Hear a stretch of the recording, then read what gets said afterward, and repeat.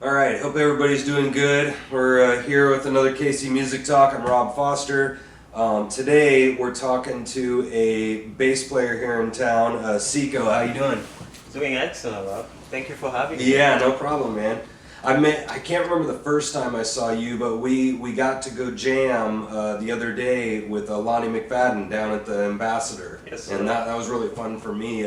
You always sound really good, man. It's really fun to play with you. So do you, man. Thanks, man. Yeah, you're awesome. I love your sound, and you were just matching, and we were just following your lead as well. Yes. Cool, man. Thanks. Yeah. And so I just wanted to get it right. I know at least you were playing bass with them. Is that kind of your main thing musically? Is that you're playing bass, or what do you do? I started as a singer in the choir back in Cameroon in my country, and they were asking for people to play instruments because we were always hiring musicians to come in and play the instruments for us during the service. And they asked if there are people who would be willing to learn the instruments so we don't have to always spend money every week to do that. So I was one of those. And I started on piano actually, as a singer as well. It's important to learn that. And once I started playing piano, and I even started gigging as a piano player, and then I realized there's a lot of piano players around town. Everybody was playing piano, well, not literally, but that's how my perception was, and I wanted to do something that not everybody does. And a friend of mine, he was a multi-instrumentalist, so he started years ago before me, and he basically he was studying the bass at the time, and I was like, oh, what is that?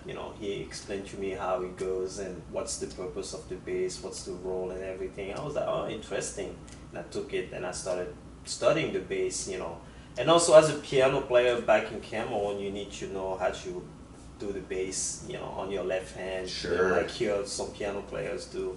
So I was doing the same thing, but then I realized that if I study the bass, I'll be able to be more versatile on my bass line on piano.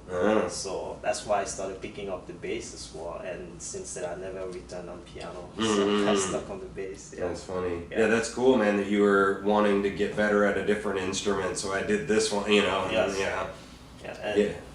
That since then it's been the story of my life. Yeah. That's funny. I know that's a thing with piano players, especially when you're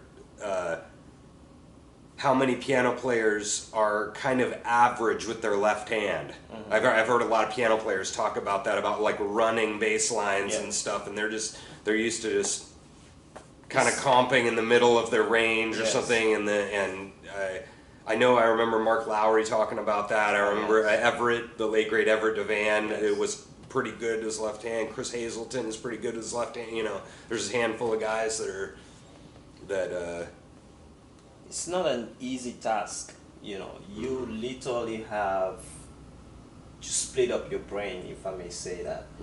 It's not an easy task. I haven't done it since then, but I remember when I was doing it, you have to be extremely focused to do that. And it's something you think completely about two different instruments, especially when there is no bass player. Right. You are thinking completely about two different things, and you have to be able to compensate for that.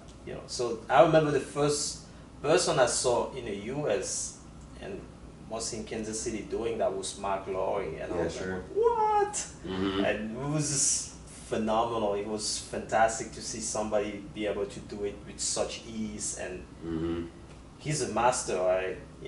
And you can literally close your eyes and you believe there's a bass player in the room when he's playing, when he's doing that. Yes. Yeah, that's cool, man. So like we just kind of met in the last bunch of months, and I remember being up there at Tim's Jam, the Tim Reed at the Phoenix too, so I've seen you now, handful of places, and I don't know a lot about you, but so far the most interesting thing I've heard is that you're from Cameroon. Yes. And so tell me a little bit about that. Like, how long were you there?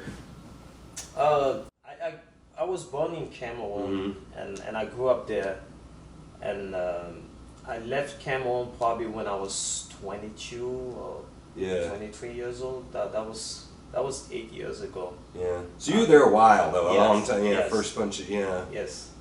So part of my influence in life is from Cameroon, definitely.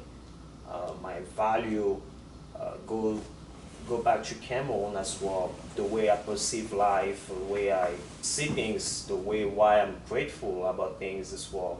It's because I come from Cameroon, and so basically, it's in my blood. It's who I am. There's a difference between somebody who there's a period of your life like between probably 9, 10 years old until probably 17, 18 years old, that those years are gonna shape who you are unintentionally. Like it's not gonna be you're not gonna be choosing, but that environment you will be in, it's gonna be shaping your life. But between the age of 21 to 30 years old, now you're in charge of shaping your life the way you want it. You can do it probably later on in life, but it's gonna require doubling. You're gonna have to double the efforts. But those years between like 9, 10 years old until 17, 18 years old, those are the values that are gonna be put inside of you in a way that in the future you're gonna see things differently. This is why when you go to high school or when you go to any school, not just high school, students, they have different ways of looking at life. Earlier than that, it's easier to tell a kid, no, don't do this. But those years, the kid starts questioning why shouldn't I do this, because I grew up with this.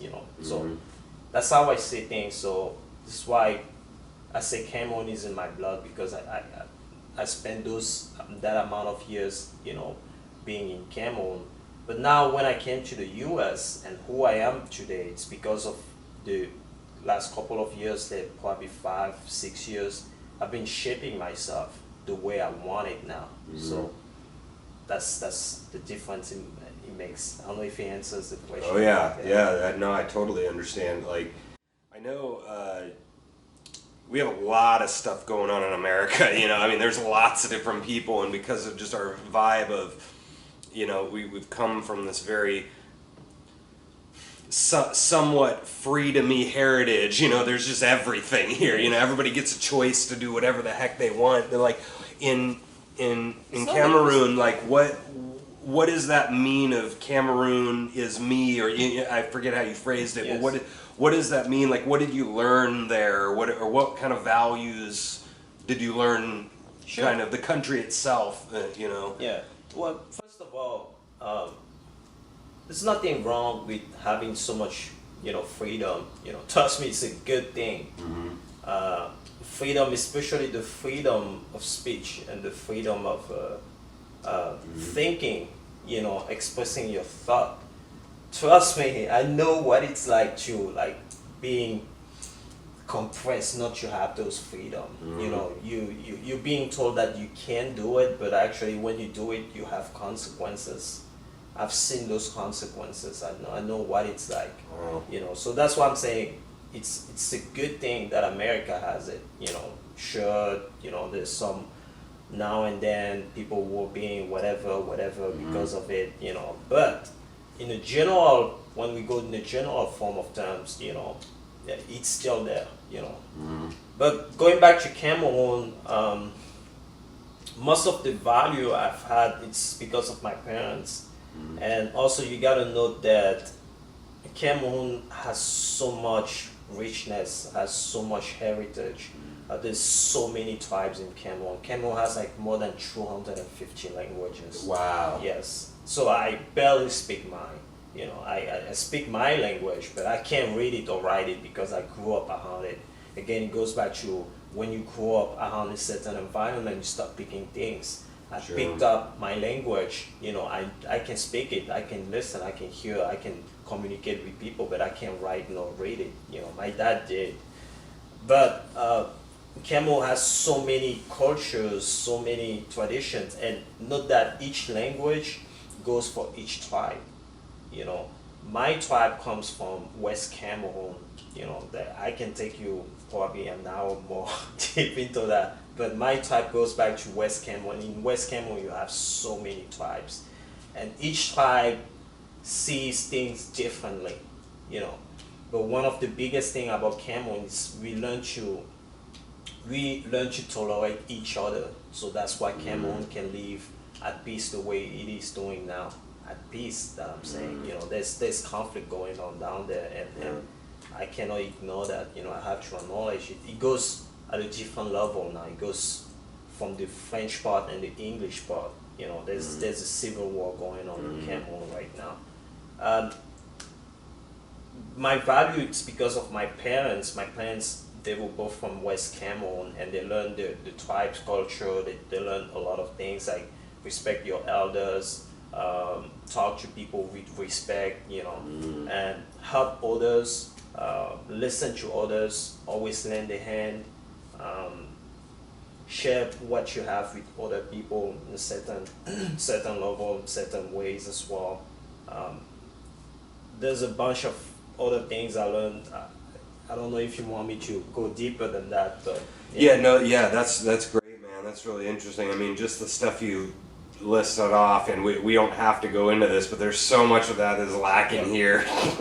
Respect for elders, you know, how many people in America. There's still some of it, but it's losing here in America. Let me take another example. Like, not saying it's a bad thing. I'm not saying that it's a bad thing. I gotta put it out there first, but when I came in America, I realized that people, they will put their parents or grandparents in a house, like retirement house, you know. I'm not saying it's a bad thing, but where I come from, we're like, the parents and grandparents are expecting that the children are going to be taking care of them. The children are always going to be there, you know.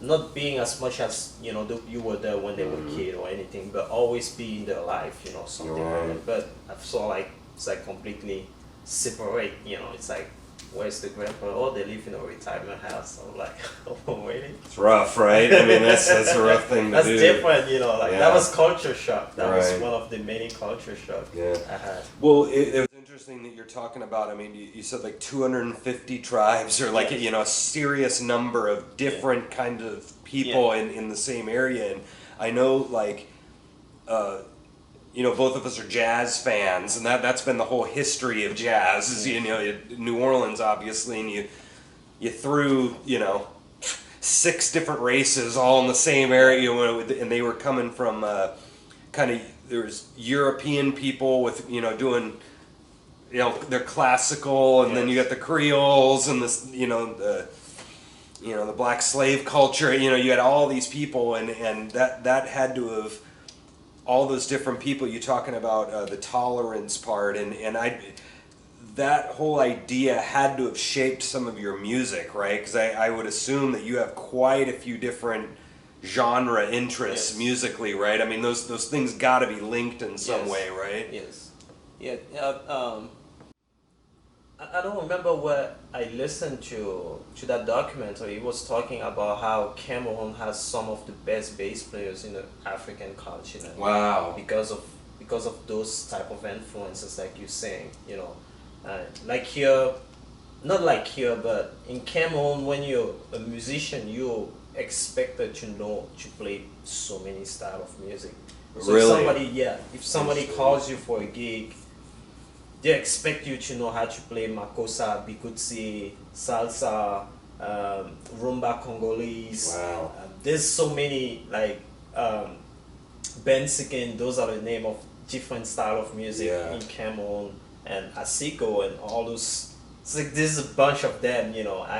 To be honest, I don't even know half of them, but there's like the most. So those I just named as some of the most popular. So people expect you to know how to play all those different style of music. So it's not like when somebody calls you for a gig, you're like, oh, it's gonna be a jazz gig, it's gonna be an R&B. No, right. It's like you're all over the place. Yeah. It's a gig. Yeah, that's great. We're pretty. I think we're pretty.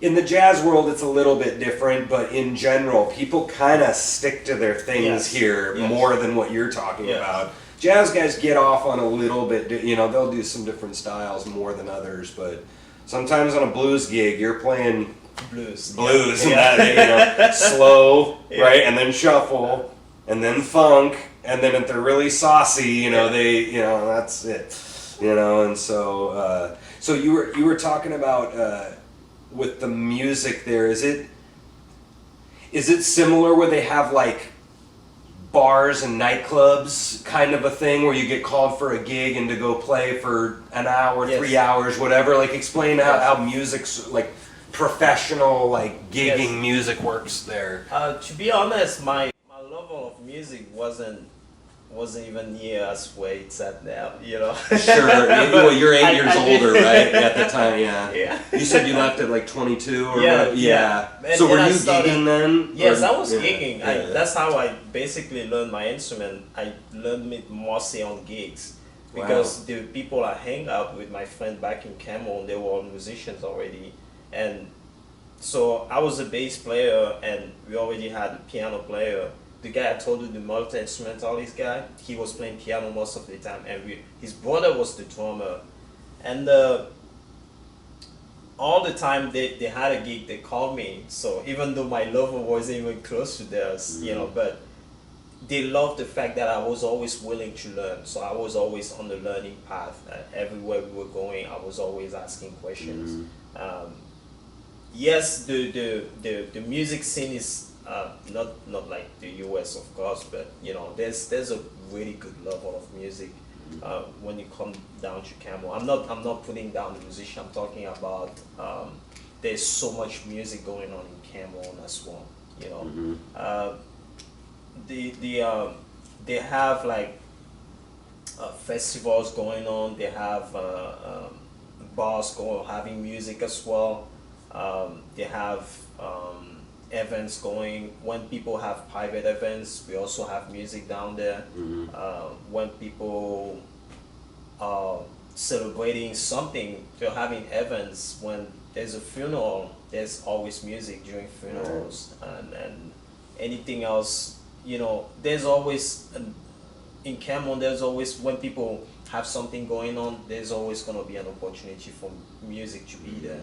It doesn't have to be specifically with guitar or anything. No, you know, Africa is about drums, so sometimes they will have a bunch of drummers, you know, like just each of them has a different type of drums, and they make beautiful music, and they just start singing over the mic all night long. It's amazing. It's insane, beautiful, powerful, and the level they sing, you know, just getting off the tangent, the level they sing by powerful and everything, it never goes down. It's like all freaking night long. Yeah. So they'll play a long time. man, Wow. yes. Yeah. So they will like rotate around, you know. Yeah. And sometimes they will start the music from like 9 p.m. until 4 a.m. Yeah. So they're playing a while. Yeah. Yes. That's cool. I'm curious. I know stuff like opera has really like diminished in America, like the appreciation of it compared to like what 1800s or something. You know, the classical music in general is not, I would say, not as appreciated as like, let's say 1910. But music is still a lot. I mean, every single commercial, every single movie, every single dentist's office, you know, so music is still around. It's not like people don't like it here anymore or something. But I found that in Europe, they still like have a really big, this is what I've heard anyways, that they still have a very big appreciation for music. I've heard people say that is more than here. Do you think that you know, the people that you met still had a very, very high respect for musicians and music in Cameroon? Yes, they do. Music is part of the culture of Cameroon. A lot of musicians are being, even when they go out of the country, they're being seen as legends. You know, we had Manu Dibango, who recently passed away. He was a saxophone player. He shaped the music, not just of Cameroon, of even in Europe. You know, he went on tour in Europe and did a lot of things. We have Richard Bona, who's my first bass player influence, who shaped the music of Cameroon as well, and who created a completely different style of Afro jazz. that we know today. Cool. We have Etienne Bebe, who's another bass player who shaped the music in a certain way. Like he played the bass and himself, just him and the bass, and does crazy stuff. It's like it's a drummer and a bass player at the same time playing and singing. Freaking phenomenal musician. I can go on and on. We have Charlotte Dipenda. We have Petit Pays, who shaped the Makossa. Petit Pays is known like a king. He can't go out of his house, like just like that, and then people won't come and just flood over him and be like, there's a bunch of musicians, so a lot of musicians are being respected, and a lot of musicians are being given the honors. Some of them they shook hands with the president. Some of them are friends with president. Some of them are so powerful that they can make your life like hell. Oh, sure. Yeah. You see? So a lot of musicians are being respected. Cameroon has a very, very high value when it comes down to music, and a lot of people also in Africa know that Cameroon has a very, very strong influence when it comes down to music. So Cameroon is being respected, because also we don't just do one style of music. So we do multiple styles, and when those artists go out of the country and represent Cameroon, they represent it at the highest level. Yeah, that's cool, man. I mean, you were saying about the respecting your elders, and then you were also saying about the kind of appreciation and respect for the musicians and the music or whatever. I found that, and I was talking to, I can't remember who I was talking to about this, but I think the younger jazz players today have the players themselves, especially in Kansas City, have quite a bit of respect for like the Charlie Parkers and these old legends, and they know a lot about them too. I think I've heard some older musicians say that a lot of them they think that a lot of the younger musicians have more of a knowledge base of the past in the music sense. I'm not saying the regular public does. The regular public doesn't know anything about anything, but the jazz musicians, the younger ones, especially coming out of like UMKC and some of these, they're doing pretty good with the appreciation of knowing who their saxophone predecessors were and listening to them and listening to their stuff. And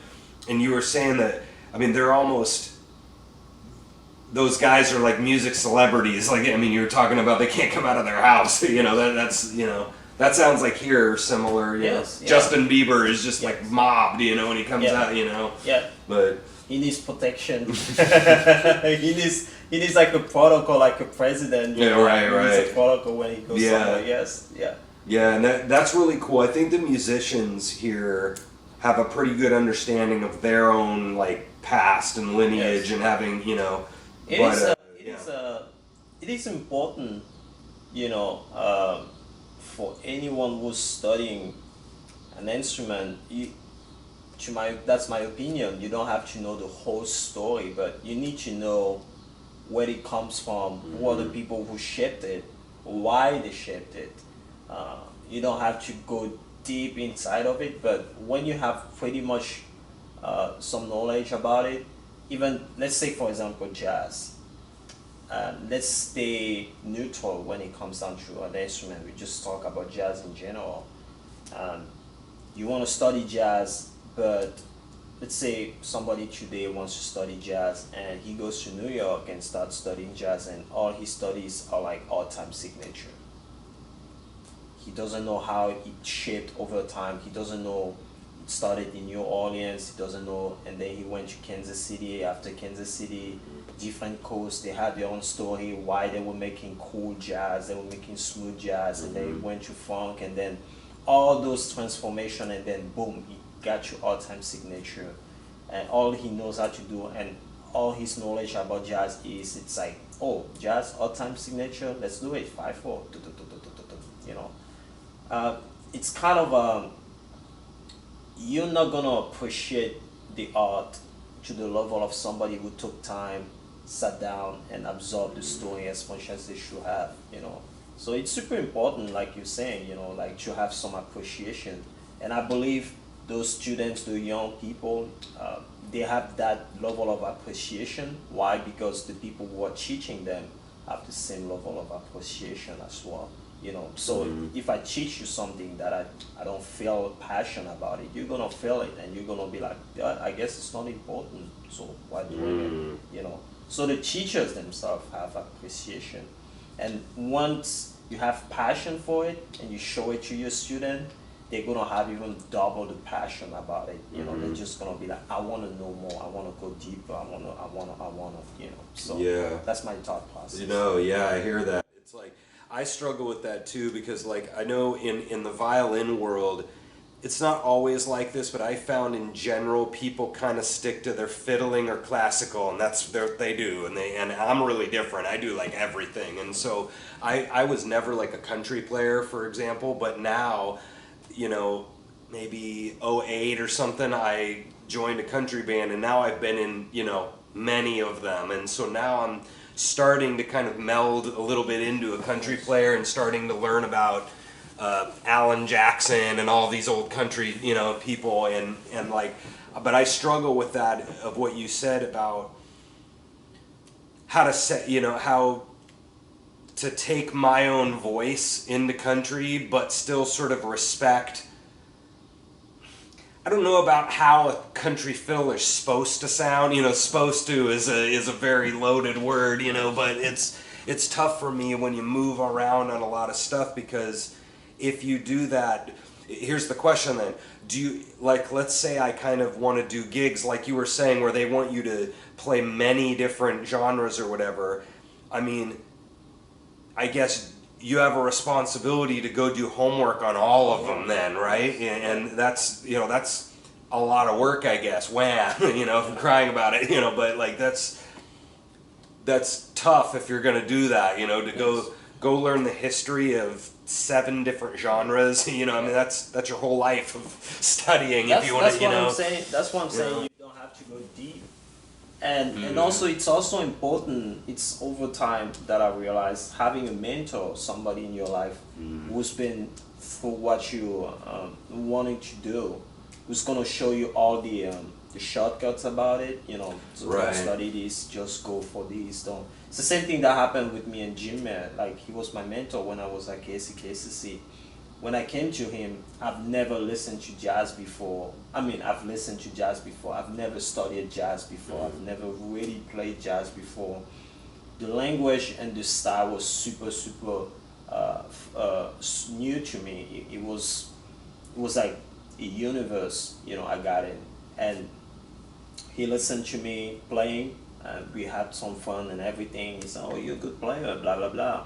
And then when I came back to his office and I was like, okay, I want to learn how to improvise, he told me, this is going to be a lifetime work for you. It's not something you're just going to learn one day. Oh, cool, Anyway, what he helped me with, he showed me a lot of shortcuts. There were a lot of players. He said, oh, listen to this player. And I would come tomorrow and be like, oh, I listened to this player, he talked a lot to me. Or I would come and be like, nah, I don't really dig it. He's like, okay, cool, go listen to this guy. So whenever we would be walking in class and he would be like putting out the song, and say everybody's gonna study the song, he would be, go listen to this player in order for you to sound this way. So those are the shortcuts he showed me, and the history and everything came, within that as well, and everything. But it's important to have someone who's going to orientate you, who's going to show you the path. This is why when I learn a new style of music, I don't learn it on my own. I'm always going toward people who are already deep into that style. And those are the people I ask questions to. I'm like, okay, you know what I sound like? Where will you recommend me to go? How will you recommend me to approach my instrument? What do you think would be best for me to do this, to do that? That's where they start telling me. For example, I'm studying gospel now. I've never played gospel. Probably now and then I stop for a couple of bass players. But now I am playing like in an American black church now, and it's a new style to me. The shout and everything, the why they do different progressions, the why to do this, how to create tension, how to do this, how to do that. I could have gotten it on my own, but it would have taken me longer. Sure. But with the people I'm playing with now, like Ryan Strickland, he's the MD of the band. He's the guy I turn to. I'm like, what is next? You know, he's the guy I ask every questions to. You know, he's the expert at that. You know, so it's always good to know somebody who's an expert or maybe who's done what you want to do, and ask that person about questions and orientation as well. You know, so it's gonna be tough, but I think that toughness and that hardship is just there to ask you the question: do you really want to do it? You know, because if you want to, whenever you want to do something, there's always gonna be obstacles, and those obstacles are just there to like make you ask you the question: do you really want to do it? If you don't really want to do it, you're gonna give up. But if you really want to do it, you're gonna figure out ways to go around that, and you're gonna make it happen. You know, that's my opinion about it. Sure. What was something that was tough for you in your beginning stages, if you can remember? You know, was there? I mean, you were saying that the jazz was sort of a new thing that you went into. Was there something that it's coming to mind that took you a little bit? Yes. One of the biggest thing was I wasn't familiar with the minor progressions. It was completely different. I wasn't familiar with the blues as well, and I wasn't familiar with my instrument, playing it the way it's supposed to be played in jazz. I wasn't familiar with the upright. I've never played an upright before. Yeah. How has that been doing Oh upright? man, I have a twisted muscle. For again, like I didn't have a mentor. I wanted to study upright on my own, and started like spreading my fingers over it, and it was the wrong move. It took me an entire summer to heal. Like wow, yes, wow. I had to like couldn't even play the electric. Like thank you God, I wasn't gigging at the time that much. Yeah, that's dangerous. You know, when you do that, you know. Like the muscle never went back to place. Just bumped up on my it's like bumped up on my fingers, stayed forever. Yeah, and those are the things. Again, that's why you need a teacher, is to not hurt yourself. Yes, bad techniques. Yeah, bad techniques. And thank God I didn't have bad techniques on the electric. It would have been the same thing, you know. But people like James Albright, Jim introduced me to James very early on, and James he adjusted my technique as well, and a couple of stuff as well. And having a mentor is super important. Having a teacher, you can be self-taught, that's good, but trust me, it's gonna take you longer. I've been through that process. You know, I've been through that process for like a couple of years before meeting Jim. It helped, but you gotta be very willing, because it's easier to give up at that moment, because you're on your own. You have nobody to tell you, hey, you can do it. You have nobody to be there and be like, you know, keep going, you know. Sure. So those were some of the hardship I had, and the music was completely different, the style was completely different, so I had to be patient as well, you know, especially to do walking bass. You need to be able to run through every exact chord, you know. You don't just play note walking, whatever, you know. Though I did it at the beginning, like Jimmy was like, just go and start, just rumble your fingers around, you know, so you get comfortable just playing so many notes, you know, at the time, and then after that you start adjusting. Okay, you know. So I think some of the difficulties I had at the beginning, there must have been some others, but the bad techniques was the one I really dealt with at the beginning. It sounds like, from what I'm hearing, and you haven't said a ton about anything else, but it sounded like the playing in general wasn't that huge of a. You know, it sounds like you weren't struggling to play in general. It was more like adjusting your playing to the styles, because that's kind of what you've been discussing. I know some other people just struggle to do it. You know, they can't even do it, and they struggle, and then finally they can feel like they're playing anything. But it sounds like you know, at least from what you're saying, it sounds like you Oh yeah, and then you said that you started on piano though, yeah, and then moving over to the bass, you know. So and I mean, so there's a thing right there too. I mean, moving entirely different instruments. Yes. Yeah, you know. Yeah. Yeah, that's interesting. It's also it's always about the willingness. You know, how much do you really want it? You know, how bad do you want it? Yeah. It's gotta be there.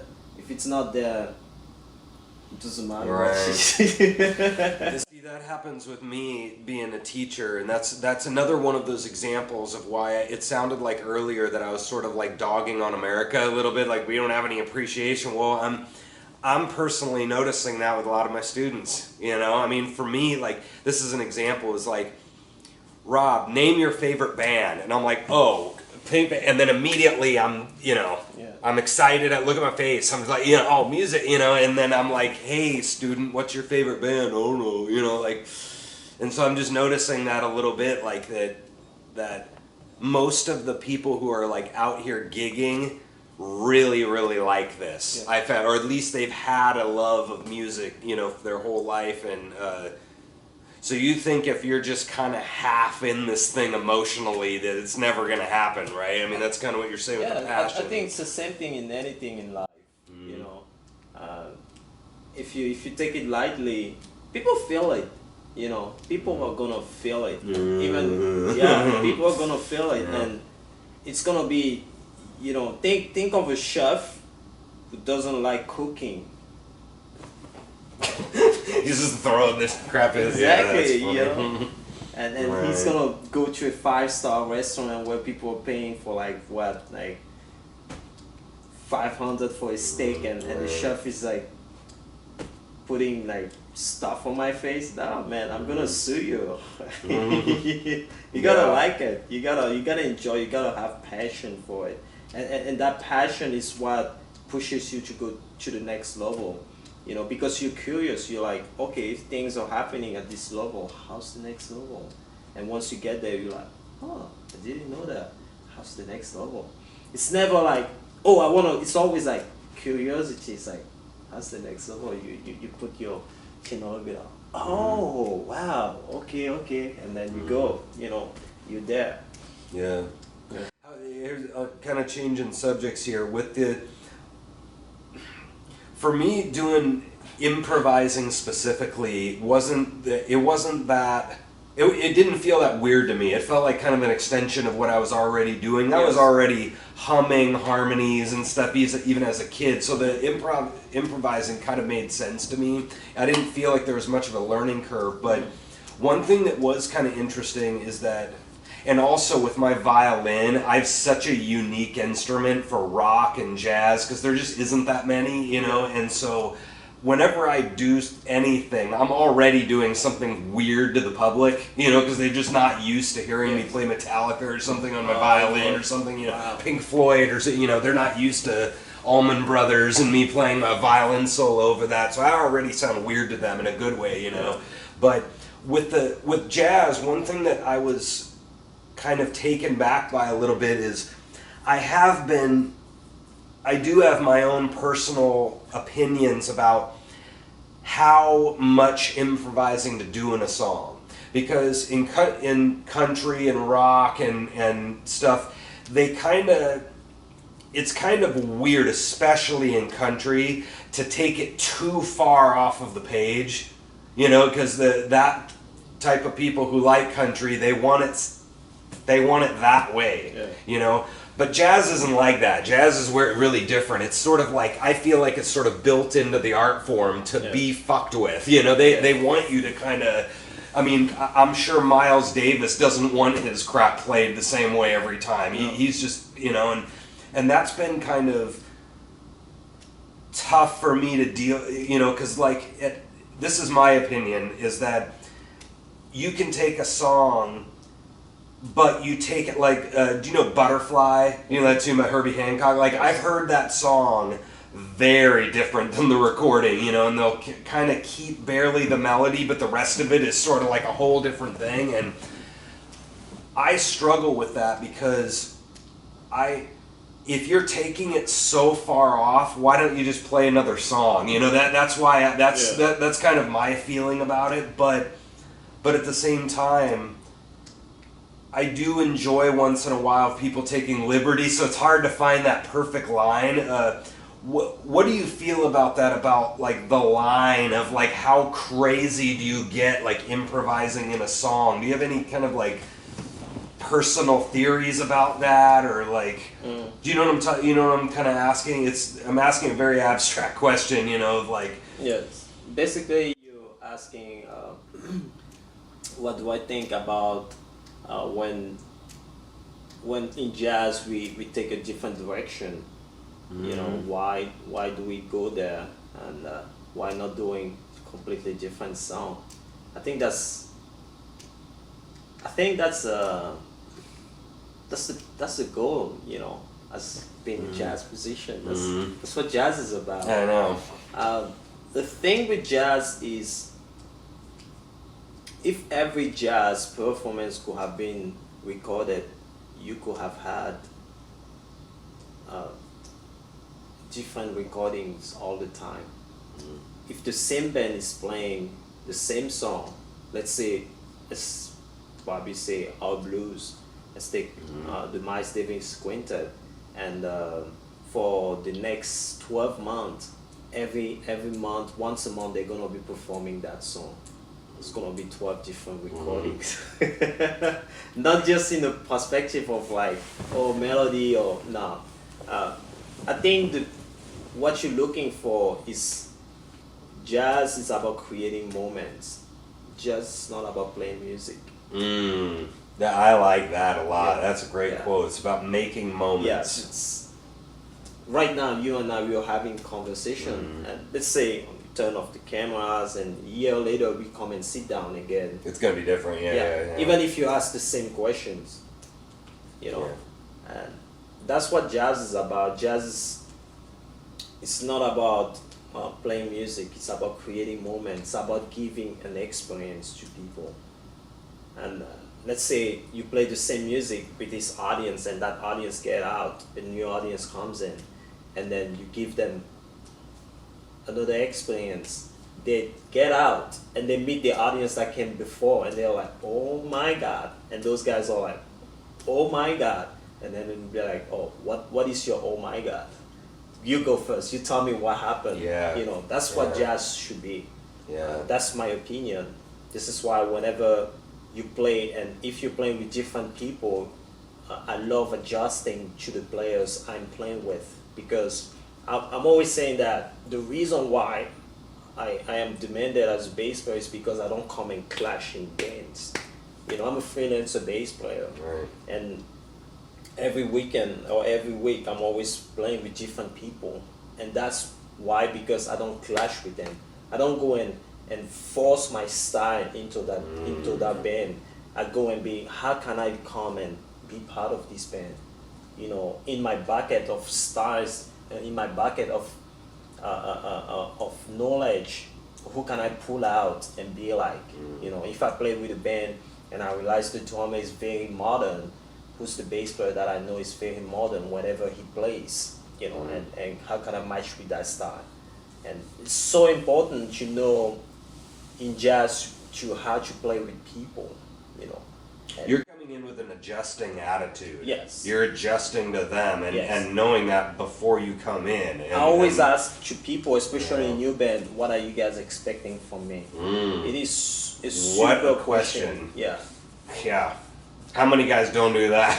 You know, there's a lot of musicians that don't come in with that attitude, and it's gonna be reflected on the band.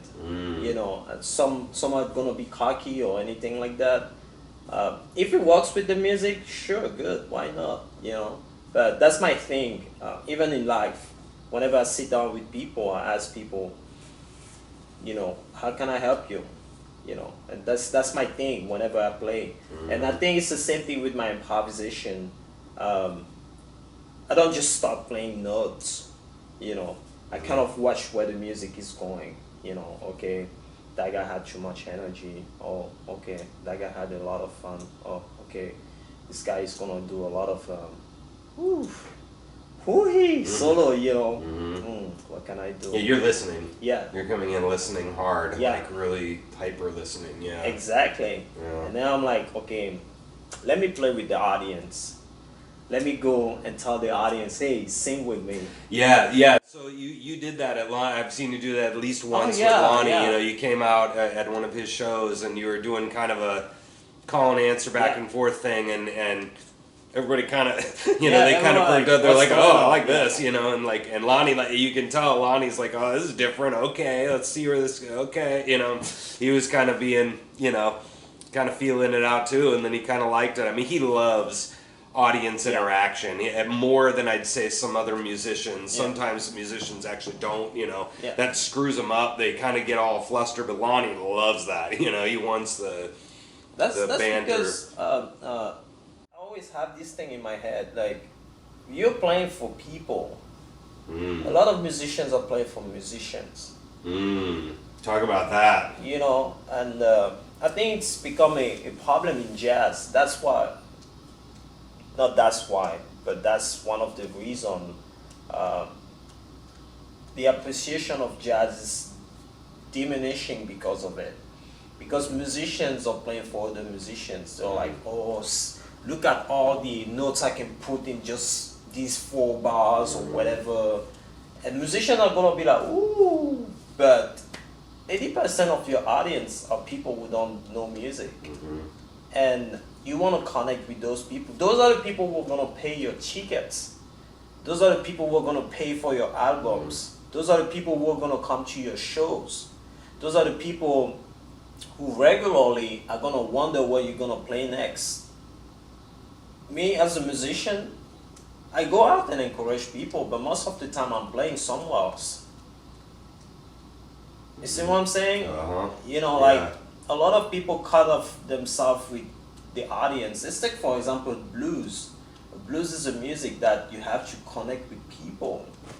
If you're not connecting with people, what do you think is going to stay there?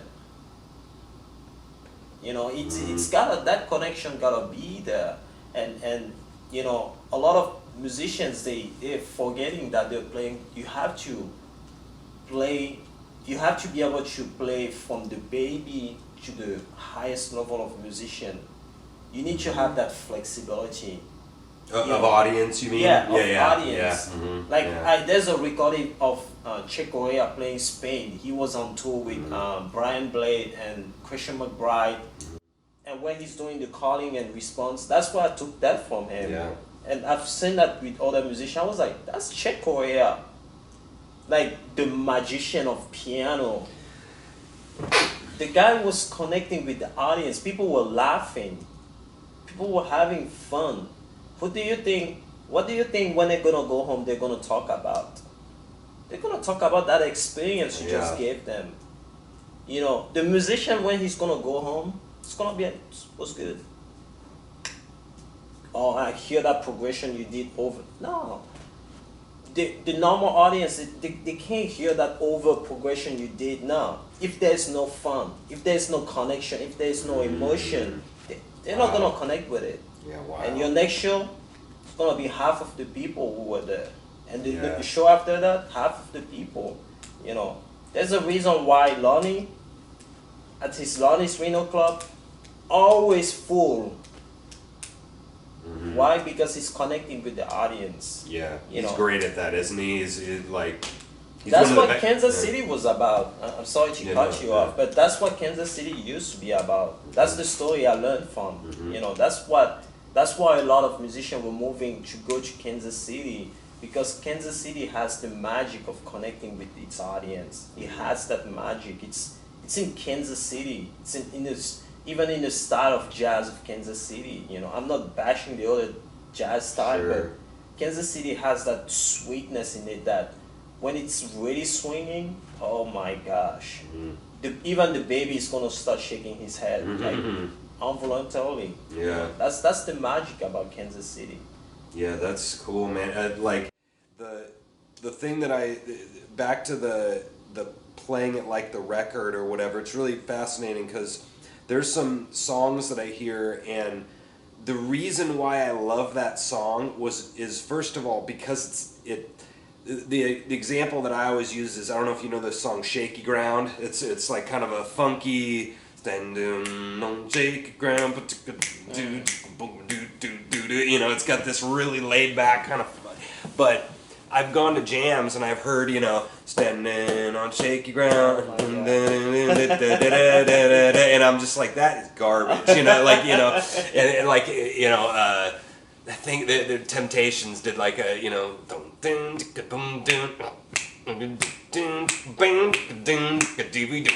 know, it's super laid back. It's kind of Motown, you know, Motown kind of funk, but it, like, so there's that kind of stuff about the doing it like the original, because like sometimes what I guess annoys me is when I hear, you know, like Giant Steps, right? So Giant Steps in 13, you're just like, okay, man, you know, like, all right, Giant Steps in 13, all right, here we go. You know, it's like that's kind of what I'm talking about what I get stuck with jazz, where it's like there's sometimes that it's just silly to like that. Giant Steps in 7, you're like 7, 8, you're like, okay. You know, that's the kind of stuff where I'm like, now, like, we're kind of diminishing returns here about how hard we want to push, and like with that bass part in Shaky Ground, like, that's what the country people understand, like the country fans and the rock fans, is that I want to hear that song because of that little that little hook. Yeah. That's why I like that song, and you just took it out, motherfucker. You know what I mean? Like, that's why I like that song, and I know you're trying to be improvising and all, you know, but you just fucked that song over because you took out that awesome. That's the whole point of the song, is that stupid hook that you just took out. You know, so I don't know, that's where I kind of struggle with getting my mind over to your philosophy of that, you know. But Rob, that's the point, is to kind of like make it a moment. You know, and that's the country people. They want to remember a moment. Yeah. You know what I mean? And finding the balance of that. They want it to sound exactly what they remembered in 1971. You know what I'm saying? Yeah. It's tough. I don't know how to like square that, you know? You can't make people do what they don't want, you know. Yeah. But I think if at least that, you know, connection, that sense of trying to connect with the audience was something that people accentuate on, you know, whenever they're teaching kids, it will make a huge difference, you know. Just a little bit of accentuation, not that much, you know. It's good to be technical, it's good to want to do Giant Step in 7, but at the end of the day, if you do it and it's bland, ask yourself the question. Because art is not about being bland. You know, let's assume you go to a painting gallery and you walk around, boop, get out. And you're not impressed. Yeah. And you just spend, let's say you just spend $75, and the art gallery is probably the size of this of this living room, you know. And you felt nothing. You're just kind of get out. Yeah. That's how people feel if they go in your concert or your performance and they walk around, and then, you know, they just drink and talk and leave. Do you think they're gonna come next time? Yeah, I know what you mean, man. And you know, musicians are complaining that they can't pay the bills. Yeah, why? You know, like those kind of questions gotta be asked. You know, it's gotta be there. Like, how can I do to create more? Some musicians ask, how can I do to create more following on social media and stuff like that? Yeah, but is your art deep enough? You know, it's not about all the technical stuff. It's not about if you can play Giant Step in 7. It's about if when you play Giant Step in 7, does it touch people? Is it doing the job it's supposed to be doing, or is it just Giant Step in 7? That's so. Here's a question, kind of on that tangent. Is I have this whole. It's not even my theory, but my theory about sort of like ego and in the psychology sense, and being able to understand that for the audience that does it, because ego and arrogance and all that stuff gets used really badly, I think, but from my understanding, we're all setting ourselves on a hierarchy. It could be how moral of a person you are, how smart you are, how talented, how good looking you are, and we all like kind of think that we're at a certain level. And then when somebody comes at us with something like you were wrong about this or whatever, we can be humble. There's two options. You can be humble and go, yeah, you know what? I didn't really know that. Yes. You know, and yeah, you're right. And then, but in order to do that, you've set an expectation of yourself, and you have to, at least in that hierarchical sense, kind of lower yourself because you thought you were this smart. Yeah. And you have to lower yourself. And that's the first option. Or the second option is that really hurts sometimes for people to realize that that you're not quite maybe as good a player as you thought you were. You know, you kind of got lit up at this gig, or they played too fast and you couldn't keep up, or something, you know. And so that really hurts. And so what happens, from what I understand, is this thing called ego comes up, and it's sort of like a protection mechanism in your head, because you don't want to feel those feelings that you're a piece of crap or something. And so you start blocking all accountability to yourself. You know, it's my mom's fault, it's my dad's fault, it's my husband's fault, it's my, you know, it's the public's fault of why they don't want to come see me, you know, and so you're, you know, and so, you know, it goes off in a million places. And what all of those people have in common is they're not you, right? All the fault is on anybody. My life is crappy. Which one of you is to blame, you know? And so what you're kind of describing is that those people we've talked about this so much on the show of, you know, when you don't have a career, who's that on? Whose fault? You know, whose fault is that? And what you were sort of describing is, I need more following. But this guy, do you even like your audience? You know, you're coming out there and just, you know, Lonnie likes his audience. You can tell he likes people. He loves the interaction. You know, but this other guy is kind of like, what, you know.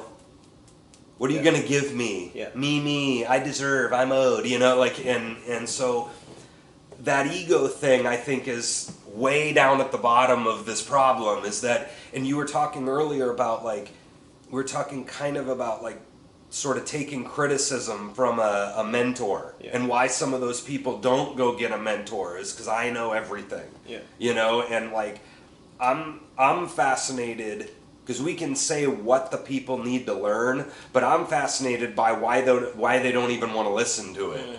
You know, that's kind of like a really deep question. That is what I'm really interested in as a person. Is like, how do we get people to want to listen to that? How do we sort of like, I mean, accidentally nudge them over to, you know? I'm joking, but you know, like, you know what I'm saying? Like, you know, kind of like, you know.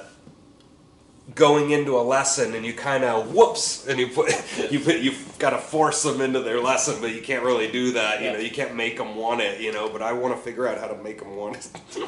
You know what I mean? I don't know what my question is even, but those are some thoughts I had. What your question is, basically you're asking how can we help people knowing how to create that connection? How can we help people asking themselves very important questions such as what is it that's holding me back from not moving forward, you know, with my art? And to my opinion, it's, first of all, as an artist, you're always gonna be criticized. Lonnie is criticized. The people will criticize Lonnie, and he knows it. And as an artist, you gotta first of all learn how to make peace with that, because whenever you create something and you put it out there, for example, write something on the internet now. Have fun. Not right. Make a video, funny video on the internet now. Put it out there. See what happens. Oh yeah. Even worse, put some marketing behind that to see how further people can comment on that video. You're gonna tell me about it, you know. So as an artist, you need to learn how to make peace with that first. You need to know that you're always going to be criticized. Now, that critic, is it a critic to help you move forward, or is it just a critic of an opinion? You need to know those type of differences. Second, you need to know how to who to take critics from as well. Who to let criticize you, you know. And it's always somebody who's at least 1 or 2 steps ahead of you. That's the minimum. You know, somebody who's doing something.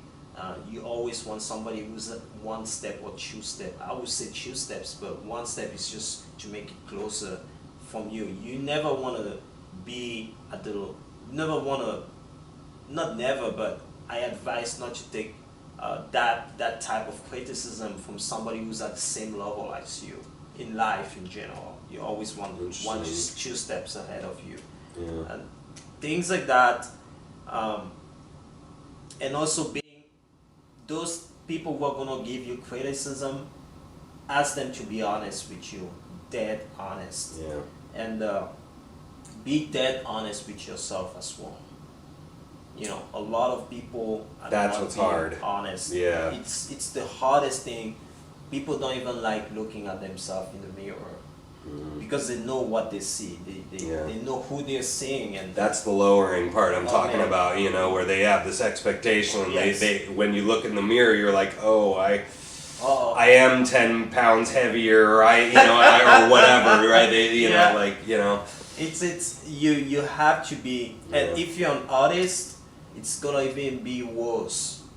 You gotta learn to love yourself first, and people who don't love people, it's because they don't love themselves first. Ooh, ouch. You know, and Yeah. I'm sorry to say, but it's Yeah. true. You can't give out what you don't have. You know, I can't go and give love to people if I don't have love myself. I can't go and be passionate about people if I'm not passionate about me. You know, I heard you can't teach what you don't know either is the same you kind can't of teach what you don't know. Yeah. You know, and The you same type of idea. can't go to a med school and start teaching people. Yeah. You know, for example, I don't sight reading. My sight reading sucks. I can't teach somebody about sight reading. I've had people asking me about advices, or ask me, hey, can you teach me bass? And I tell them, I've never studied bass in a formal way. If I teach you bass, I'm going to teach you concepts that are going to push you way forward. So I'm going to teach you things that are going to be useful. I've come to realize that things that you won't be needing. And I always ask people, what is it that you're expecting whenever you start something? You know, you need to have that why. You need to know why you're starting something. And sometimes people are like, when I ask them, I say, hey, can you teach me? I'm like, okay, what is it that you want to learn? Who is it that you want to become? And they're like, oh, I just want to play in my bedroom and everything. It makes things easier for me. It makes things easier for me to give you advice. You know? Let's say you want to learn and just you want to play in your little bedroom, and I'm like, go listen to John Patitucci. You're gonna be discouraged by the first time you just listen to the guy. Yeah. It's gonna scare the crap out of you. You know. So going back to your question, like I think being honest with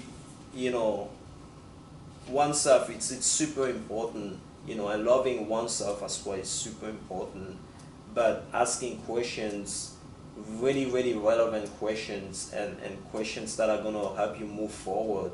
Tough questions as well, and one of the best thing usually is try not to answer those questions in a week, or even it might take you a couple of months. Let and it there's happen, nothing wrong with that. Yeah. You know, because it's a journey. You know, being an artist, it's a journey. It's a long journey, man.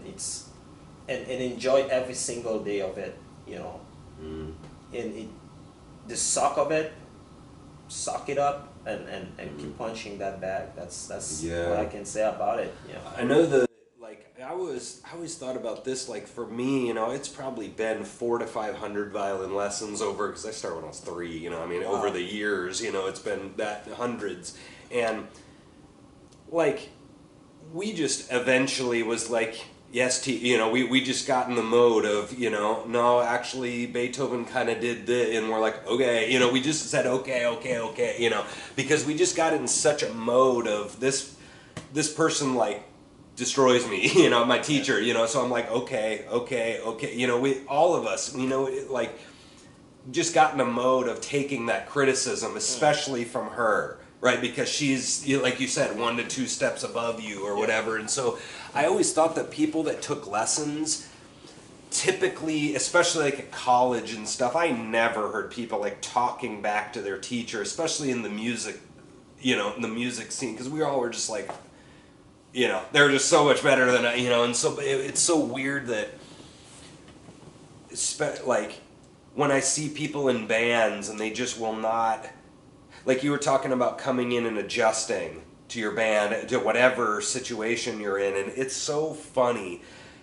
And I noticed this so much more in like the country and blues world, of how many people that, they come in kind of like that, that it's going to be my way and I'm not doing that. And, they kind of have this, it's just so frustrating to me that they have this sort of like, I'm always right. Yeah. Kind of a, I just don't know what to, the annoying thing is everybody I've heard is that you find a new band. Yeah. That's the solution. You just avoid that guy, and I'm like, oh, that's such an unsatisfying answer, with those people about what to do about that. But that's what everybody is in the world has told me the solution to that problem is you just go find another bunch of guys that are more like-minded and whatever. And that's true. That's an annoying answer to me, but I get it, Yeah, it's music is life, basically, People were jerk on the stage. They're not just jerk on the stage. That's who they are in life. Yeah. People who are, pretentious or anything like that. That's it's just a reflection of who you are. Even in your playing, people can hear it. People can feel it. Especially in your improvisation. Right. There's sometimes people, they want to take more choruses than they should.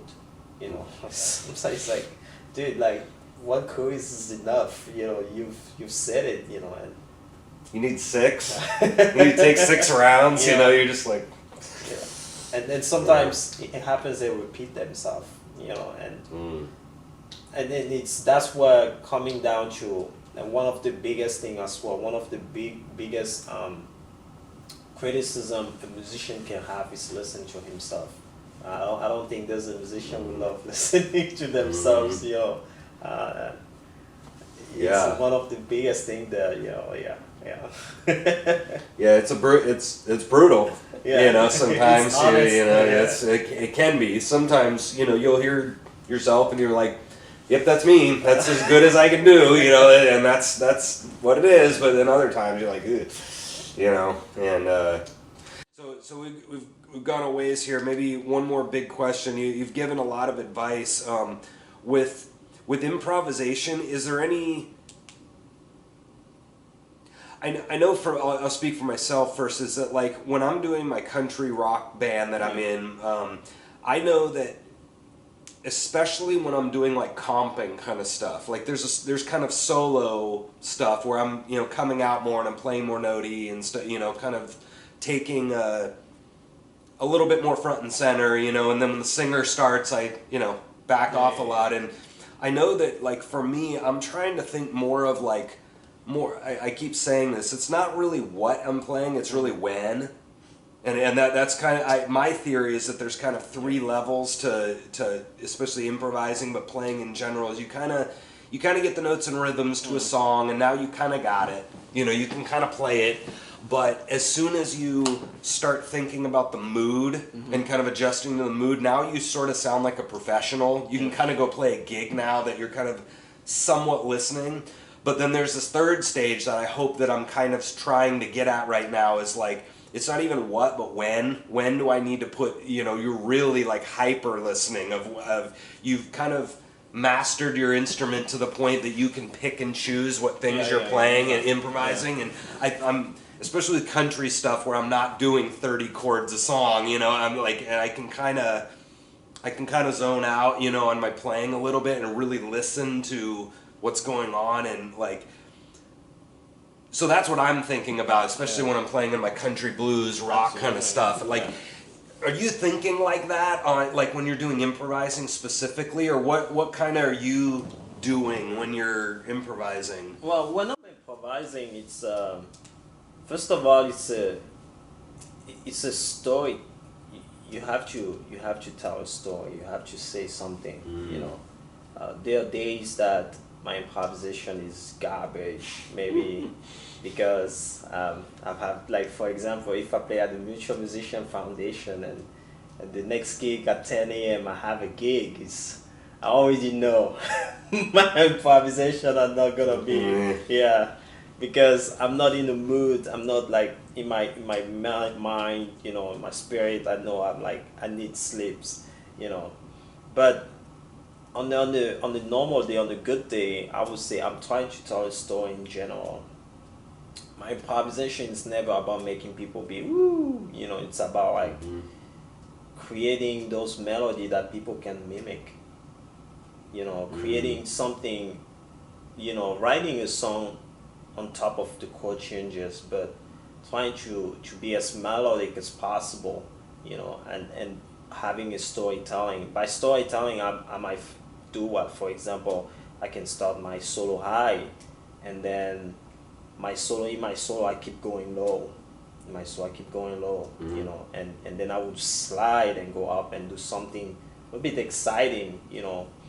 And I'm always trying to touch soul with my music, and that's the biggest thing about me. Like, either I'm leading a band or no, my purpose is always about touching soul. It doesn't matter, and I'm always asking my question. I'm always thinking a little bit ahead, you know, whenever we're playing. Sure. Even in my solo, is what I'm gonna be doing, you know, or maybe Plan, kind of. Yeah.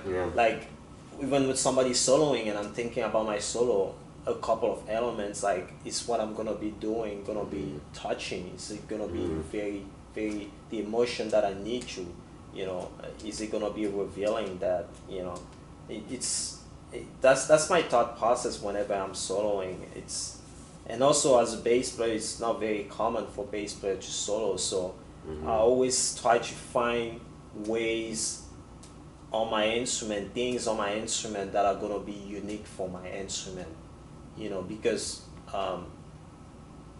bass players are not, you know, that's what you're not expecting to do on a gig, you know. You're not, when you're being called on a gig, like, it's not like, oh, the bass player is gonna do all the solos. No, it's like the bass player is gonna be holding down what's going on. He's gonna give that strong foundation. But now when you're given the opportunity, how is it that you're gonna be able to create interest, you know? So that's one thing Jim told me. Even on upright, like on upright bass, for example, there's a slide that's unique for the bass. There's a pull off, you know, like the Ron Carter thing, like when it's like a tremolo or something like that.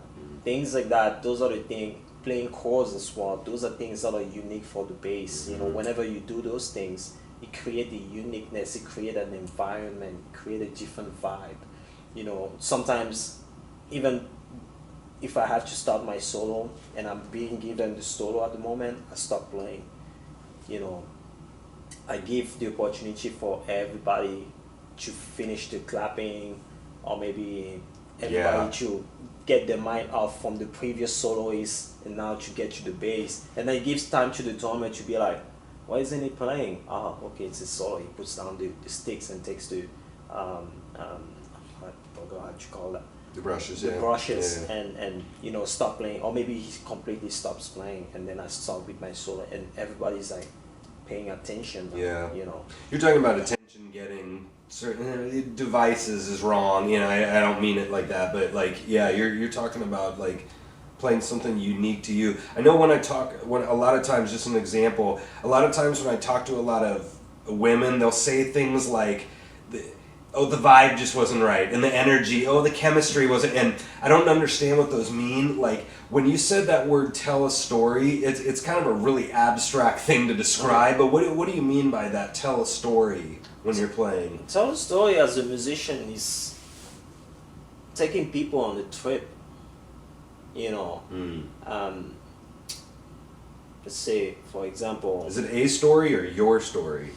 The story of the moment, the story of the music, or the story of the vibe of what's going on, you know. For example, if I'm on electric, let's say for example night in Tunisia, the A section I'm gonna be very strong and powerful, like dun, dun, dun, dun, dun, dun, you know, all those things I'll be, and then when the bridge comes in, I started and start playing soft, soft, soft, soft, soft, and then when the A section comes back again, you see what I'm saying? Sure. It's kind of creating a moment, and it's kind of like taking people on a trip, you know, and you do it for 2 choruses. By the time you hit the 3rd chorus, they already know that on the bridge you're gonna be soft again. Yeah, and they're with you. Yeah. You see what I'm saying? So those are the things that I try to create. Like,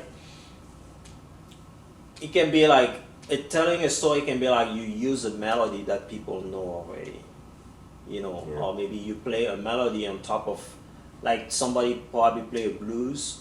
During a blues, you start playing Happy Birthday. Yeah, and make people laugh. Yeah, quoting songs. See what I'm saying? Yeah, that's like kind of telling a story there. Yeah. You know, and like for example, when I was playing with Tim Whitmer Quartet, his drummer Ray DeMarchi, he would be setting up his solo, like he would start so loud, and then he would go so soft and start playing with just the brushes, and then put the brushes down, start playing with his hands, and go back with the brushes, and then end with the sticks again. Yeah. That's like telling a story. Why? Because you can tell, oh, he started loud, and then he used brushes. He put the sticks down and used brushes. You know, you telling what he's doing into that. You know, so that's what telling a story to me is like. You know, I can start my solo with playing chords. You know. Play chords, play chords, play chords, and then start now mimicking with melodies, or maybe start playing, improvising and playing chords at the same time, and then end with like some high notes and maybe some fast things at the same time. That's telling a story. You can tell what I was doing, and you can tell the emotions that's what that were going on. Because the story is also about emotions, you know. Once upon a time, there was a castle. Boom, the castle went away. You know, those kind of things. So that's how I think about it. That's cool, man. Yeah. It's always important that it's gotta be like something that's gonna connect with people. You know, it's always important for me. It's gotta always be there, like. Are people connecting with what we're saying? You know, are people connecting with what we're saying? Yes. Yeah, that's cool. I know when I'm soloing, I need to probably like, to me, I definitely am kind of like you said, of looking ahead, and I'm definitely somewhat planning out my solo. I'm not planning out every note, but I know that I'm gonna like, at least technically, like use some space at the beginning, and maybe even be low on my, you know, and go through my soloing 101, you know, of like kind of build a thing and go. I'm definitely taking it somewhere. So in that sense, it's sort of like story-like, I guess. And I'm definitely like usually thinking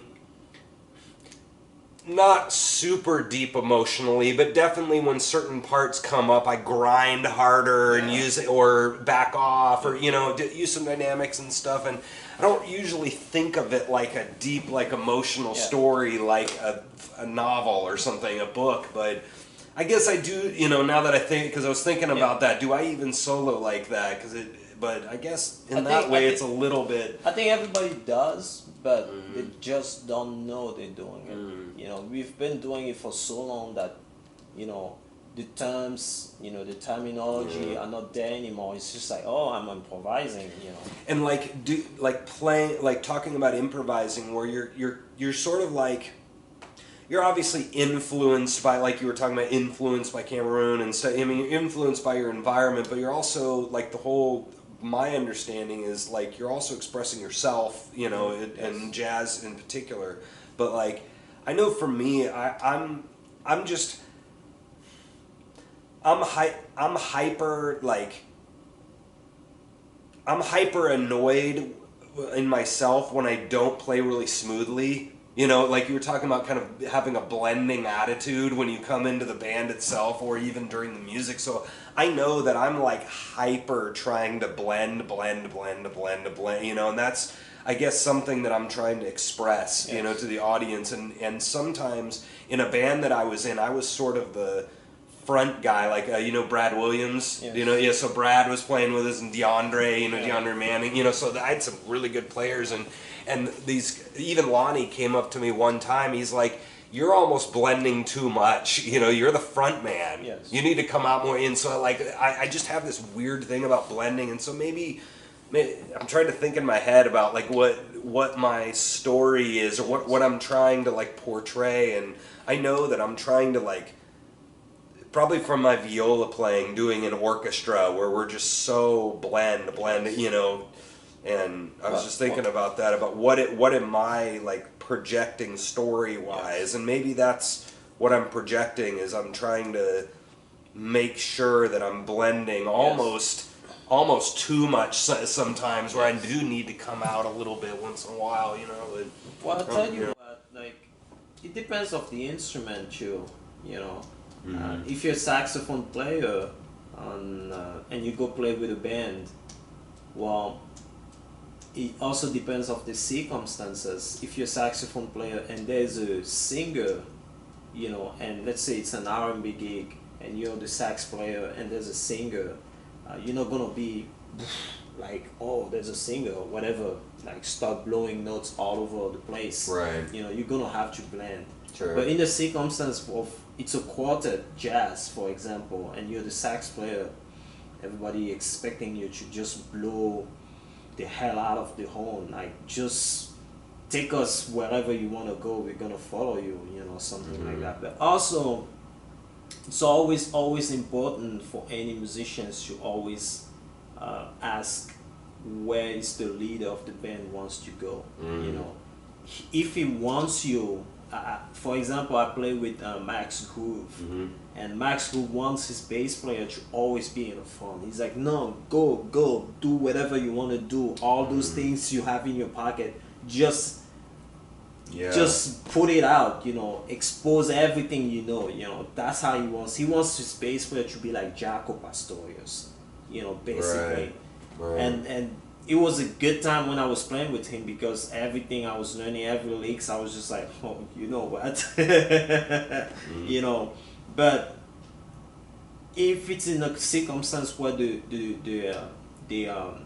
leader of the band is wanting something different, you gotta accommodate to that, you know. Right. So in your circumstance, maybe the band you were playing with, you know, and also sometimes be a little bit careful, like. Push a little bit, you know, like sometimes I take another example, I will go play with a different band and we have a new drummer and that band has a different drummer. I would test, you know, like usually the first two songs I would test where the drummer mindset is at and be like, or maybe the mindset of other players as well. I would try to throw like a little bit of note now and then to see how they react. If they don't, I would be like, okay, they can't go there, they don't know it. Oh, if they do, I'm like, oh, you can. All right, let's go. Though. Yeah, all right. You see what I'm saying? So that's also another thing about blending. Like, it's not just about playing whatever you want, but it's about like, can they keep up? You know, can they do it? You know, like sometimes in the middle of a song, like let's say for example, Footprints, like it's in 3. Everybody knows it's in 3. Sometimes we test the drum and start doing something in 4 and see if he can go there. You know, if he cannot catch it, I stop doing it. If he can, it's like, oh, really, you can. All right, let's do it. Let's have more fun. You know, stuff like that. So that's what blending is about. Like it's about testing the water. You know, and also what are people expecting from your instruments? You know, so. Right. Yeah. Are you a frontman or are you a backman? You know. Right. Yeah. If you're a drummer, definitely you're a backman first of all. Yeah. You know. And now, if the leader wants you to be more upfront, go for it. You know. But it's always important to ask. In my opinion. Yeah. Sure. Yeah, that makes a lot of sense. And last thing I'll say on that is that one time our band, it was around Christmas, and I can't remember what it was. It was like. It was "Hark the Herald Angels Sing" or was it "Oh Holy Night," but it was a Christmas tune. And I quoted, you know, I just threw in the middle of, it was some stupid song, some blues song or something, you know, and I started playing, you know, "O Come All Ye Faithful" or some Christmas song, you know. And so I just like started and my bass and guitar caught it, and so like you know. Fourth note, they followed me, and those are cool moments, right? When they catch, you were talking about, oh, he didn't catch that, and these guys caught it hard, and so we played the whole, like, not the whole song, but the whole good, you know, and they followed the 4 chords, 5, you know, and they caught it, and it was pretty fun when those moments happen, when you can test them, and then they follow you, and that was just one I remember. This happened only a couple years ago, and that was pretty fun. Yeah, and you see, you can remember it. Why? Because it was a moment that was created. You know? You can't really remember the rest of the gig. Right, but you remember that. Exactly. Yeah. And guess what? There are people as well who remember it. There are people who are going to remember you because of that moment you created for them. That little magic moment, you know. So. I think that's a great point about the moment thing. I'll have to think on that more because we get really. I think this is my opinion, but I think the conservatories hurt that. And then what I mean by that is that we go in and it's just hyper theory, you know, and we get very analytical. And I'm already a super like analytical person, and it's easy to like not worry about the emotion of stuff. And I like it's so funny. Like my dad will go listen to stuff, and he doesn't really. I'm much more like open musically than he is. You know, he wants kind of pretty melodies, and that's about it. You know, and I just I keep remembering that when a lot of the pop fans. They're tapping their foot and they're singing the words, and all the rest of the stuff is whatever, you know, to them, you know, and it's kind of the emotional thing to them is they're not going to remember the other stuff, but they're going to remember how that gig made them feel, and I forget that a lot. I'm hyper focused on my. What am I doing? Where am I going with my solo here in a minute? You know, I'm all like hyper analyzing, and you know, notes. am I playing the right notes? And like, and that's good and all, you know. But I kind of, you know, I'll adjust myself on the fly to this is going dark. Okay, let's go dark. Ooh, that's cool. You know, I'll do that kind of stuff, but I forget about the emotional like. You know, I'm hyper analyzing everything, and you're talking about much more of a right brain, or I always forget which one it is. I don't know which one it is. Yeah, I know it's one the non-analytical side, whichever one that you know. Yeah. So well, like, I tell you what, like, you know, yes, music school, they're killing a little bit more of what's going on, especially when I've seen a lot of musicians coming out of school, skill. Out of this world, they're just so skilled, but they even studied music business. But guess what? They're still like struggling, you know, because they didn't understand that music is art. It's not math. You know, it's not mathematics. You know? Yeah, sure, you need to understand what's going on, but after you need that, it's like some jazz players. I don't know if you ever hear this quote. I don't know who said that. Learn everything in your practice room, but once you get on stage, leave it at the bottom of the stage and just go there and play. You know, so that's how music is, you know, and that's how, you know, I view it. And leave it at the bottom because you want all the technical stuff. You know, even Jacko said it once. There's a video of him where he says like, learn all those skills, but learn them musically. Learn to make music out of them. If it's not musical, not everybody can make music with 6 thirds and stuff like that. Other people can, you know. If you cannot make music out of it, it's not that useful for you. You know, if you can use it, yes, you know. But if at the end of the day that practice you did and everything is not musical, it's not gonna go anywhere, you know. So I think that's where school comes out of. Like a lot of people think school is the end mean. No, it's not. You know? No. I need to do better about that. I'm gonna think about that after this, and you know that's something I'm such a I think it's left brain. I can never remember, but I'm a much more like analytical kind of person. So I lose the you know. I'll adjust the music in a way, but I'm really thinking a lot. You know, and I need to feel more, you know, and think less and feel more on the balance. But very last question. Tell people about your little interview thing you're doing. I I have a podcast called Nsikoh Music Talk, and I started it probably two years ago. I believe that was my mentor again, Jim Mayer, and I had an idea, and he told me, "No, you need to be the host," and I was like, "No, I don't want to." But since then, it's become a passion of me to host, other musicians and listen to their story. It's a bit like yours, but no, I'm not stealing your idea. But I don't know, we have the same name. I created the interview, and you're stealing that idea from me. No Okay, I'm idea. the first person to ever do an interview. No. I'm gonna go and change the name. Yeah. No. But well, your show sounds it sounds similar, but it sounds different too Yeah. from what you were describing before we started. Yeah. yes, it is. We go like what we are doing now. You're asking questions about concepts and everything.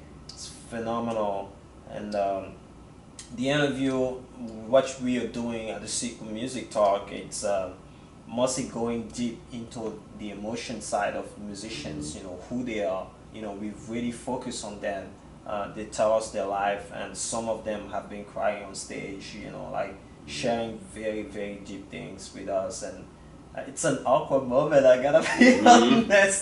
How do you handle that? What do you push on it, or do you just kind of just stay quiet? just stay quiet?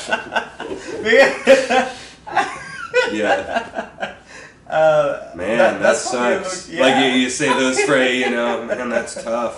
It is, and recently we had J-Love, and she told us about how she lost her sister, and she even told me that she's gonna need. I asked them first, would you be comfortable sharing a little bit of these? And then we had Lisa Henry as well. She told us about how she's struggling with some of her conditions as well, and it's mostly about who they are deep inside. Yeah. And like we always say, who you are is gonna be reflected in your music. So somebody like J-Love, she's an R&B singer, phenomenal singer, and she is so joyful. She is so outgoing, and I played with her like probably 2 weekends ago at Johnny's, and the room was full and people were dancing all over the place, and you don't always see that, but not everybody, but a lot of people were dancing, a lot of people were just hugging, talking, having fun, and drinking, which is part of it. But why is it that she can do it and others can't, and that's always my question. And when I had her in the studio and we were talking, she was just sharing, she was just telling us how she came up to become who she is and all those things, and it starts making sense. It starts making sense why she's able to do what she's doing and the way she's doing it as well. So basically we are asking, what makes you unique? If I want to globalize the whole question, what is it what is that thing that makes you that makes you unique? So that's what the podcast is about, and sometimes I have to really, really think deeply about questions, make some research about every guest. Right. And that helps to know a little bit about them. Yeah, because it's only 30 minutes. And also, like I said at the beginning, I had to learn skills. Listening skills, very critical listening skills, and knowing how to ask those questions as well. And 30 minutes, and it's very short, to be able to do that. But I hope people can tune in as well and check out some of the favorite artists. So far, we're trying to make the show, we're trying to take the show to be streamed at least once a week, and we had another idea the other day that we're starting to put together. It's about more advertising Kansas City original music. So we're gonna bring some musicians and like just solo or duo. That's the budget, we can afford that. And they're gonna do a song, probably cover and original, but the original is what we mostly want to push forward because it's Kansas City. Oh, so you're going to include a song, one of their songs or whatever, and then an interview with it. See, that's cool. What we do, we already have like a song at the end that the musician does. It can be original, but what the second idea now is to be able to just do the song. Oh, okay. You see what I'm saying? Yeah, so it's gonna be one song, and we're gonna stream it, and probably having like 2 or 3 questions like what gears are you using, and where do you usually play at? Those are like short questions, and then they're gonna be starting to play by themselves. But the interview itself, it's gonna be something apart. It's gonna be still on the same platform. Yeah, sure. So, I get it. Yeah. That's cool, man. Well, definitely keep doing that. It's cool. You're gonna be my next guest. Oh, well, thanks, man. I'd be honored. Yeah, that'd be great. Yeah, definitely. I know. For me, I'm so into the podcast world. I've been watching the last 5 years. I watch all sorts of stuff, and I just really enjoy deep subjects, as you can tell, especially philosophy kinds of stuff, and so what you guys are doing is right up my alley. But mine is, I've been trying to, I just have told people really blatantly that I have an agenda for the show. There's these handful of about 4 questions that I'm struggling with myself. Like I've asked you a couple today about like what's the balancing act between and like I'm still sort of like struggling with those type of things, and especially like songs like stuff like how do you get a band to stay together? Yes. What's the secret sauce? What's the how is the perfect the really hyper successful way to run an open jam? How should you come at the jammers as the host?